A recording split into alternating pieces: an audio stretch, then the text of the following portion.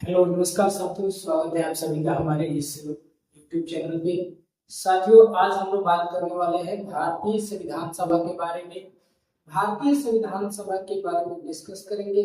उससे संबंधित जितने भी क्वेश्चन कॉम्पिटिटिव एग्जाम में बन सकते हैं उसको डिस्कस करेंगे और जानेंगे कि भारतीय संविधान सभा का गठन कैसे हुआ, भारतीय संविधान सभा का गठन करते समय कौन कौन सी समितियां बनाई गई थी, किन किन लोगों का योगदान रहा, इन सारी चीजों पर चर्चा करेंगे। तो चलिए साथियों स्टार्ट करते हैं आज की क्लास को। सबसे पहले यहाँ हेडिंग हो चुका है भारतीय संविधान कॉन्स्टिट्यूशन की संधि। तो सबसे पहले हमको जानना है कि संविधान होता क्या है, संविधान किसे कहते हैं। तो यहाँ हमने हेडिंग कर दिया पहला कि संविधान किसे कहते हैं, कॉन्स्टिट्यूशन क्या होता है। एक कॉन्स्टिट्यूशन एक बृहद कानूनी दस्तावेज होता है। भारत के संबंध में देखेंगे तो एक बृहद दस्तावेज है, जबकि कई अन्य ऐसे देश हैं जहाँ संविधान बहुत ही छोटा है, उतना बृहद नहीं है। तो भारत के संबंध में अगर हम देखते हैं तो संविधान क्या है, तो एक बृहद कानूनी दस्तावेज है, बृहद कानूनी दस्तावेज है जिसके माध्यम से हम अपने देश की या अपने राज्य के शासन प्रशासन को संचालित करते हैं, नियम कानून बनाते हैं। उस किताब को हम क्या कहते हैं, तो संविधान कहते हैं। यहाँ लिखा हुआ है कॉम्प्रिहेंसिव लीगल डॉक्यूमेंट होता है हमारा संविधान। साथियों, भारतीय संविधान की जब रचना हो रही थी तो इसकी पृष्ठभूमि किस तरह से तैयार हुई, तो इसके लिए कुछ मांगों को रखा गया। भारतीय संविधान को किस तरह से मांगों को रखा गया, इसको हम देखेंगे। तो भारतीय संविधान सभा की जो मांग की जा रही थी वो 3 तरीके से की गई, प्रत्यक्ष, अप्रत्यक्ष और सांकेतिक रूप से। अप्रत्यक्ष, सांकेतिक और प्रत्यक्ष रूप से भारतीय संविधान सभा का निर्माण किया गया था। इसमें देखते हैं हम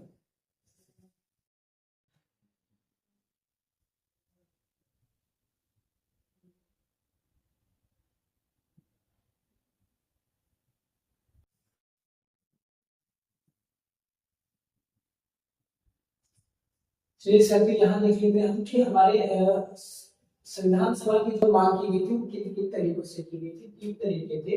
सबसे पहला है आपका अप्रत्यक्ष डिमांड, इनडायरेक्ट डिमांड। कौन कौन से ऐसे लोग थे जिन्होंने संविधान सभा की मांग तो की, संविधान बनाने के लिए संविधान सभा होनी चाहिए ऐसी मांगे की, परंतु वो प्रत्यक्ष रूप से ना करते हुए अप्रत्यक्ष रूप से किया। तो सबसे पहले हो जाएगा इसमें बाल गंगाधर तिलक, जिनको हम लोकमान्य बाल गंगाधर तिलक के नाम से भी जानते हैं। और दूसरे हो जाएंगे आपके दादा भाई नौरोजी, जिसको हम great old man of India के नाम से भी जानते हैं, दादा भाई नौरोजी को। तो इन दोनों लोगों ने अप्रत्यक्ष रूप से क्या किया था, संविधान सभा की मांग की थी। सांकेतिक रूप से देखेंगे यानी टोकन डिमांड करने वाले कौन थे, तो महात्मा गांधी हो जाएंगे, तेज बहादुर सप्रू हो जाएंगे, और नेहरू रिपोर्ट जो कि मोतीलाल नेहरू के द्वारा प्रस्तुत किया गया था, तो ये नेहरू रिपोर्ट हो जाएगा। ये 3 ऐसे डिमांड्स थे जिन्होंने संकेत के रूप में यानी टोकन डिमांड के रूप में संविधान सभा की। अगला आपका होते हैं प्रत्यक्ष मांग यानी डायरेक्ट डिमांड। कौन कौन से ऐसे व्यक्ति हैं जो डायरेक्ट डिमांड करेंगे अंग्रेजों के सामने यानी ब्रिटिशर्स के सामने डायरेक्ट डिमांड रखेंगे कि हमको अपनी संविधान सभा चाहिए और हम अपनी संविधान सभा के माध्यम से अपने एक संविधान बनाएंगे, एक कानूनी किताब लिखेंगे और उस कानूनी किताब के माध्यम से हम अपने आप को शासित प्रशासित करेंगे। तो अप्रत्यक्ष डिमांड यानी डायरेक्ट, प्रत्यक्ष डिमांड यानी डायरेक्ट डिमांड में देखते हैं कि कौन कौन से लोग। मानवेंद्र नाथ रॉय, साथियों इनका नाम आता है मानवेंद्र नाथ रॉय, जिनको हम नरेंद्र भट्टाचार्य के नाम से जानते हैं या एमएन रॉय के नाम से जानते हैं। इस नाम से जानेंगे, एमएन रॉय के नाम से जानेंगे, एमएन रॉय। और इनका ओरिजिनल नाम जो हो जाएगा वो क्या हो जाएगा, नरेंद्र भट्टाचार्य। क्या नाम हो जाएगा ओरिजिनल, नरेंद्र भट्टाचार्य हो जाएगा, एमएन रॉय। और इसके बाद से जो विभिन्न कांग्रेस अधिवेशन हुए, उस विभिन्न कांग्रेस अधिवेशनों में भी संविधान सभा की डायरेक्ट मांग यानी प्रत्यक्ष डिमांड रखा गया। और नेहरू यानी कौन, वो आपके जवाहरलाल नेहरू ने भी प्रत्यक्ष डिमांड को रखा था। तो साथियों इस तरह से 3 तरीकों से संविधान सभा की मांग की गई थी। आगे बढ़ते हुए इन्हीं 3 तरीकों में किन लोगों ने कैसे डिमांड की थी इसको हम विस्तार से देखते हैं। तो सबसे पहले हमारा अप्रत्यक्ष मांग को देख लेते हैं। अप्रत्यक्ष मांग में आपके पहले जो डिमांड किया था किसने किया था, लोकमान्य बाल गंगाधर तिलक, और जो कि लाल बाग में से एक हुआ करते थे। लोकमान्य बाल गंगाधर तिलक महाराष्ट्र की साइड से आते थे। इन्होंने सर्वप्रथम 1895 में स्वराज बिल प्रस्तुत किया। स्वराज बिल प्रस्तुत किया सर्वप्रथम इसने बाल गंगाधर तिलक ने। साथियों, अगर कभी आपसे क्वेश्चन पूछा जाए कि स्वराज शब्द का प्रयोग किसने किया था, स्वराज शब्द का प्रयोग, तो सबसे पहले स्वराज शब्द का प्रयोग करने वाले होंगे आपके दयानंद सरस्वती, जबकि स्वराज बिल 1895 में बाल गंगाधर तिलक के द्वारा प्रस्तुत किया जाएगा। और इसमें क्या क्या बातें रखी गई थी, विधि के समक्ष समानता की बात कही गई थी, इक्वालिटी बिफोर लॉ, विधि के समक्ष यानी नियम कानून के समक्ष, शासन के समक्ष सभी को समानता दिया जाए, इसकी बात की गई थी। ये विधि के समक्ष समानता की बात कहां से लिया गया है, तो साथियों एक प्रोफेसर है डाइसी, प्रोफेसर डाइसी की पुस्तक जो है विधि के शासन से रिलेटेड की बातें, विधि के समक्ष समानता। और इन्होंने क्या डिमांड किया था, तो अगला डिमांड इन्होंने किया था अभिव्यक्ति की स्वतंत्रता, यानी राइट टू स्पीच। प्रत्येक व्यक्ति को अपने आप को बोलने या अभिव्यक्त करने की स्वतंत्रता होनी चाहिए। साथियों, आपको बता दें कि मन में जो हम चीजों को सोचते हैं वो हमारा विचार होता है। तो विचार आंतरिक रूप होता है कि हमने किसी चीजों को सोचा। जब हम उस विचार को किसी के सामने प्रकट करते हैं, बोल कर, लिख कर या संकेत के माध्यम से, तब हम अपने आप को अभिव्यक्त कर रहे होते हैं, वो हमारी अभिव्यक्ति होती है। तो इन्होंने डिमांड किया था कि अभिव्यक्ति की स्वतंत्रता होनी चाहिए। तो अप्रत्यक्ष मांग में पहले व्यक्ति है बाल गंगाधर तिलक, जिन्होंने स्वराज बिल प्रस्तुत किया और स्वराज बिल प्रस्तुत करके बहुत सारे डिमांड रखे। डिमांड्स में कुछ ऐसे हैं जैसे कि विधि के समक्ष समानता और अभिव्यक्ति की स्वतंत्रता। आगे बात करते हैं, आगे जो बड़े शख्सियत हैं इनका क्या नाम है, दादा भाई नौरोजी। साथियों, दादा भाई नौरोजी किसी पहचान के मुहताज नहीं है। भारत के बहुत ही बड़े नाम दादा भाई नौरोजी, और भारतीय संविधान में इनका योगदान रहा, भारतीय राजनीति में इनका योगदान रहा दादा भाई नौरोजी का। क्या करते हैं दादा भाई नौरोजी, किस तरह से अप्रत्यक्ष मांग में, यानी हमारे भारतीय संविधान के अप्रत्यक्ष मांग में कैसे दादा भाई नौरोजी शामिल होते हैं, इस बात को देखते हैं, चर्चा करते हैं इसमें। तो सबसे पहले 1906 में कलकत्ता का अधिवेशन होता है। कितने में होता है साथियों, 1906 में कलकत्ता अधिवेशन होता है। और इस कलकत्ता अधिवेशन में दादा भाई नौरोजी इस कलकत्ता अधिवेशन की अध्यक्षता करते हैं, और उसमें सर्वप्रथम जो शब्द प्रयोग करते हैं कौन सा का,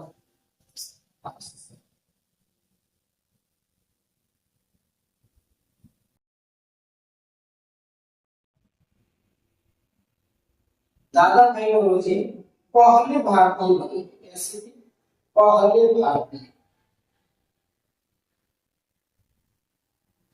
दादा भाई नौरोजी पहले भारतीय होंगे जो इंडियन नेशनल कांग्रेस की अधिवेशन के अध्यक्षता की बात करेंगे। ऐसे 1986 में कोलकाता, फिर 1993 में लाहौर, और फिर 1906 में कलकत्ता। तो यहाँ देख रहे हैं कि 1906 का जो कलकत्ता अधिवेशन है, इस कोलकाता अधिवेशन की अध्यक्षता करने वाले कौन है, तो दादा भाई नौरोजी है। और इस कलकत्ता अधिवेशन स्वराज शब्द, तो आप ये भी याद रखेंगे कि पहले भारतीय जिन्होंने कांग्रेस का अधिवेशन कितनी बार किया, तो कुल 3 बार किया था, 86, 93, 1886, 1893 और 1906 में। कहां कहां, कोलकाता, लाहौर और फिर कोलकाता में अधिवेशन किया।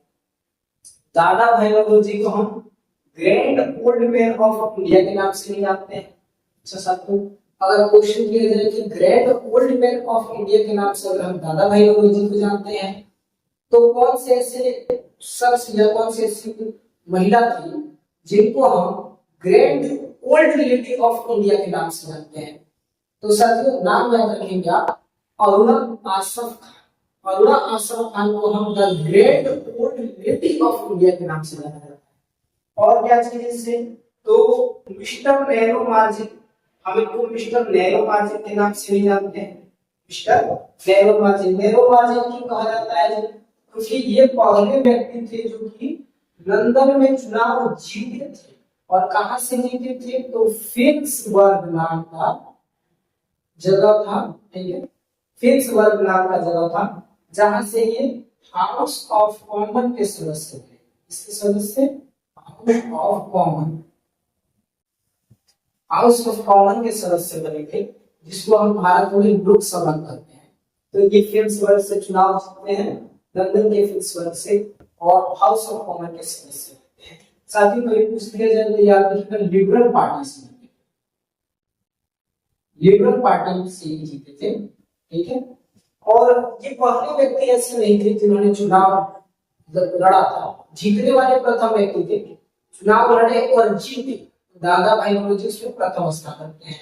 जबकि चुनाव लड़ने वाले में ये प्रथम व्यक्ति नहीं थे, इनसे पहले भी इन्होंने चुनाव लड़ा था, लेकिन वो चुनाव क्या कर गए थे, हार गए थे, चुनाव जीत नहीं पाए थे।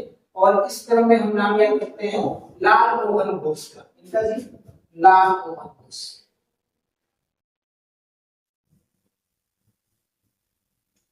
लाल मोहन घोष ऐसे व्यक्ति हैं जो कि चुनाव लड़ेंगे बट क्या हो जाएंगे, ये हार जाएंगे, इनको जीत नहीं मिल पाएगा, लाल मोहन घोष, ठीक है साथियों।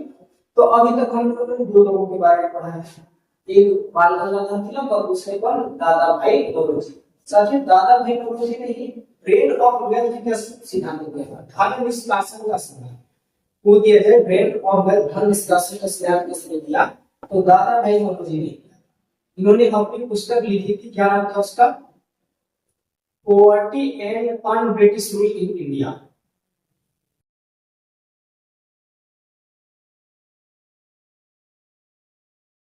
Poverty and un British rule in India, इनकी पुस्तक का नाम ये था poverty and un British rule in India.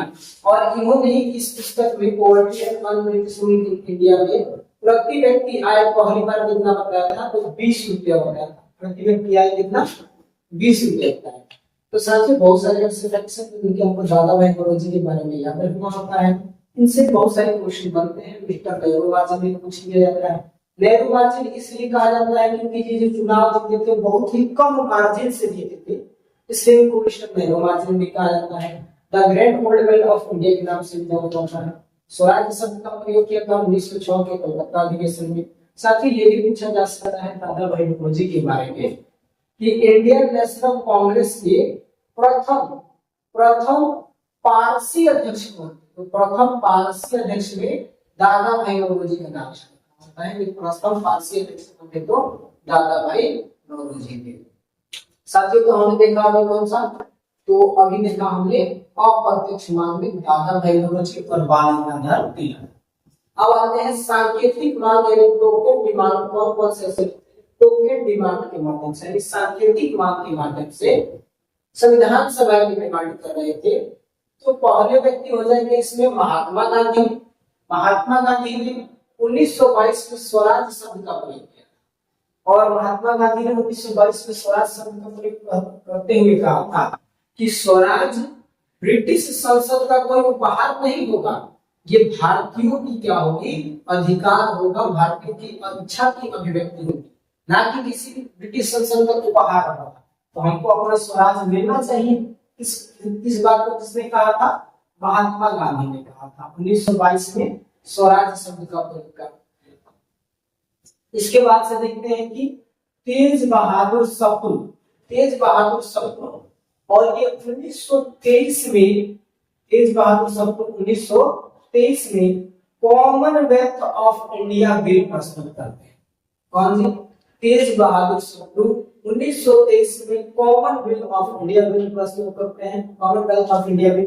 और 1925 में दिल्ली में महात्मा गांधी, शॉर्ट में इसको एमजे लिख रहे हैं, देखो महात्मा गांधी खुद सर्वदलीय सम्मेलन यानी ऑल पार्टीज कॉन्फ्रेंस में 1925 में तेज बहादुर सप्रू के 1923 वाले कॉमनवेल्थ ऑफ इंडिया बिल को क्या करते हैं, सर्वसम्मति से पारित कराते हैं, उसको प्रस्तुत करते हैं। इसको कॉमनवेल्थ ऑफ इंडिया बिल को प्रस्तुत करते हैं, दिल्ली में प्रस्तुत करते हैं। सर्वदलीय सम्मेलन यानी ऑल पार्टीज कॉन्फ्रेंस कौन करते हैं? महात्मा गांधी करते हैं। आगे सांकेतिक क्रांति की ओर बढ़ते हुए देखेंगे। 1900 नेहरू रिपोर्ट किसके द्वारा लाया गया? नेहरू रिपोर्ट लाया गया मोतीलाल नेहरू के द्वारा लाया गया, जो कि जवाहरलाल नेहरू के पिता हुआ करते थे। मोतीलाल नेहरू पेशे से एक वकील हुआ करते थे। 28 अगस्त 1928 कितने को प्रस्तुत किया जाता है साथियों? 28 अगस्त 1928 को नेहरू रिपोर्ट लाया जाता है। किसके द्वारा? मोतीलाल नेहरू के द्वारा, जो कि 9 सदस्यों वाला था। नेहरू रिपोर्ट 9 सदस्यों वाला था और इस नेहरू रिपोर्ट में भारतीयों के लिए कुछ मांगे रखी गई थी, कुछ डिमांड्स रखे गए थे और इसी नेहरू रिपोर्ट के चलते मोतीलाल नेहरू और जवाहरलाल नेहरू यानी पिता और पुत्र में अनबन भी हो जाती है, कुछ अनबन हो जाती है। किन्हीं बातों को लेकर के देखेंगे आगे। नेहरू रिपोर्ट कब आता है? तो 28 अगस्त 1928 को मोतीलाल नेहरू के द्वारा प्रस्तुत किया जाता है। नेहरू रिपोर्ट को हम भारतीय संविधान का प्राक यानी old version of Indian constitution के नाम से भी जानते हैं। पुराना रूप है, प्राक रूप है, इसी का विकसित रूप हमारा भारतीय संविधान देखने को मिलेगा। इसकी क्या प्रमुख सिफारिशें थी? मोतीलाल नेहरू के द्वारा लाए गए नेहरू रिपोर्ट की क्या क्या प्रमुख सिफारिशें थी, इसमें देखेंगे। प्रमुख सिफारिशें कौन कौन सी ऐसी प्रमुख सिफारिशें? सबसे पहले देखेंगे कनाडा और दक्षिण अफ्रीका के भांति भारत को भी क्या दिया जाए? तो डोमिनियन स्टेट का दर्जा दिया जाए। डोमिनियन स्टेट यानी अधिराज्य का दर्जा दिया जाए। जबकि हम भारत की क्या डिमांड कर रहे थे? स्वराज की डिमांड कर रहे थे, फ्री स्टेट की डिमांड कर रहे थे और यहाँ बताया जा रहा है कि क्या लेना चाहिए? तो हमको डोमिनियन स्टेट का दर्जा लेना चाहिए। इसी बात को लेकर के, डोमिनियन स्टेट की बात को लेकर के मोतीलाल नेहरू और इनके पुत्र जवाहरलाल नेहरू में अनबन हो जाती है। नेक्स्ट क्या है कि भारतीयों को मौलिक अधिकार दिया जाना चाहिए। सांप्रदायिक प्रणाली को क्या किया जाना चाहिए? खत्म किया जाना चाहिए और इसके स्थान में क्या होना चाहिए कि जो अल्पसंख्यक के सीट है उसको आरक्षित किया जाना चाहिए, आरक्षण मिलना चाहिए। अल्पसंख्यक की सीटों को आरक्षित किया जाना चाहिए। नेक्स्ट क्या है आपका कि भारत में एक संघीय शासन व्यवस्था लागू है। संघीय शासन व्यवस्था क्या होता है साथियों? कि जिसमें केंद्र और राज्य में सरकारें होती हैं, संघीय शासन व्यवस्था। तो हमको क्या लाना चाहिए? भारत में एक संघीय शासन व्यवस्था लाना चाहिए। सांप्रदायिक निर्वाचन प्रणाली को समाप्त किया जाना चाहिए, जो कि क्या जिस धर्म को लेकर के उसी धर्म के लोग वोट दे सकते हैं, उसी धर्म के लोग चुनाव में खड़े हो सकते हैं, कैंडिडेट भी उसी धर्म का होगा, वोटर भी उसी धर्म का होगा। तो ये सांप्रदायिक निर्वाचन प्रणाली समाप्त करके अल्पसंख्यक की सीटों को आरक्षित कर दिया जाए। तो ये कुछ इंपॉर्टेंट डिमांड थी जो कि किसके द्वारा? मोतीलाल नेहरू के द्वारा 28 अगस्त 1928 को नेहरू रिपोर्ट में रखा गया था। ठीक है साथियों, किसके भांति डोमिनियन स्टेट की मांग की गई थी? तो कनाडा और दक्षिण अफ्रीका की भांति डोमिनियन स्टेट की मांग की गई थी। अब आगे बात करते हैं हम प्रत्यक्ष डिमांड की, जो कि मानवेंद्र नाथ राय ने सबसे पहले रखा था, जिनको हम एमएन रॉय किससे बता रहे हैं? एमएन रॉय या हम उनको नरेंद्र भट्टाचार्य के नाम से जानते हैं, जो कि एक साम्यवादी थे, साम्यवादी विचार। देखते हैं यहाँ आ जाते हैं प्रत्यक्ष डिमांड। डायरेक्ट डिमांड में कौन होंगे? सबसे पहले आपके हैं डायरेक्ट डिमांड में एमएन रॉय, मानवेंद्र नाथ रॉय, जिन्होंने सर्वप्रथम भारतीय संविधान सभा के लिए प्रत्यक्ष रूप से डिमांड किया था और कहा था कि भारतीयों को उनका संविधान बनाने के लिए उनकी संविधान सभा का गठन करने का अधिकार मिलना चाहिए। किसने कहा था? मानवेंद्र नाथ राय। इसके बाद से देखते हैं 1936 का लखनऊ अधिवेशन। साथियों 1936 का लखनऊ अधिवेशन कई चीजों को समाहित करके रखता है, कई सारी चीजों के लिए इंपॉर्टेंट हो जाता है। 1936 का लखनऊ अधिवेशन में है कांग्रेस का, उसकी अध्यक्षता कौन कर रहे हैं? पंडित जवाहरलाल नेहरू कर रहे हैं। और फिर से 1937 का लखनऊ 1937 का फैजपुर अधिवेशन, 1936 में लखनऊ का अधिवेशन होता है और 1937 में फैजपुर में अधिवेशन होता है। और साथियों बता दिया जाए आप लोगों को कि फैजपुर का ऐसा अधिवेशन था जो कि गांव में होने वाला पहला अधिवेशन था, गांव में होने वाला पहला अधिवेशन था कांग्रेस का।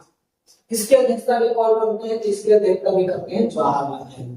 साथियों जवाहरलाल नेहरू ने भी आपके नाना भाई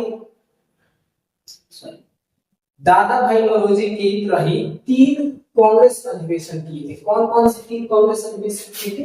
तो शायद यहाँ विजुअल हो पाए तो यहाँ लिखते हैं 1929 का लाहौर अधिवेशन, फिर 1936 का लखनऊ अधिवेशन और फिर 1937 का आपका फैजपुर का अधिवेशन। इस तरह से ये 3 अधिवेशन किए जाते हैं इसके द्वारा, तो जवाहरलाल नेहरू के द्वारा। 1929 का लाहौर अधिवेशन के बारे में आप वाकिफ होंगे, बहुत अच्छे से वाकिफ होंगे। आधी रात को रावी नदी के किनारे तिरंगा झंडा फहराया गया था, ये सारी घटनाएं हुई उस समय। 1936 का लखनऊ अधिवेशन, 1936 के लखनऊ अधिवेशन में किसान सभा की स्थापना की जाती है स्वामी सर्वजनानंद सरस्वती के द्वारा ना, और भी बहुत सारे इसमें फैक्ट्स हैं। और 1937 का जो गांव में होने वाला प्रथम अधिवेशन था, ये तीनों की अध्यक्षता किसके द्वारा की गई? जवाहरलाल नेहरू के द्वारा। दादा भाई नौरोजी प्रथम व्यक्ति थे जिन्होंने इंडियन नेशनल कांग्रेस की अधिवेशन प्रथम बार किया था और 3 बार किया था। 3 बार करने वाले प्रथम व्यक्ति थे। कब? 1886, 1893 और 1906। कलकत्ता, लाहौर, कलकत्ता के इस तरह से देखते हैं। तो ये जो 2 अधिवेशन हुए जवाहरलाल नेहरू के द्वारा 1936 और 1937 के, इसमें भी मानवेंद्र नाथ रॉय की तरह उन्हीं के तर्ज पर, उन्हीं के जैसे संविधान सभा की मांग की गई। और एक और अधिवेशन के बारे में बताना है, कौन सा? 1938 का हरिपुरा अधिवेशन। साथियों 1938 का हरिपुरा अधिवेशन, जिसमें सुभाष चंद्र बोस की अध्यक्षता थी। 1938 का हरिपुरा अधिवेशन, हरिपुरी और त्रिपुरी 2 जगहों का अधिवेशन किया था सुभाष चंद्र बोस ने। तो ये 1938 का हरिपुरा अधिवेशन है, सुभाष चंद्र बोस की अध्यक्षता में होगा। और इसमें जो भाषण देंगे वो कौन देंगे भाषण? इसमें भाषण देंगे जवाहरलाल नेहरू। कौन देंगे?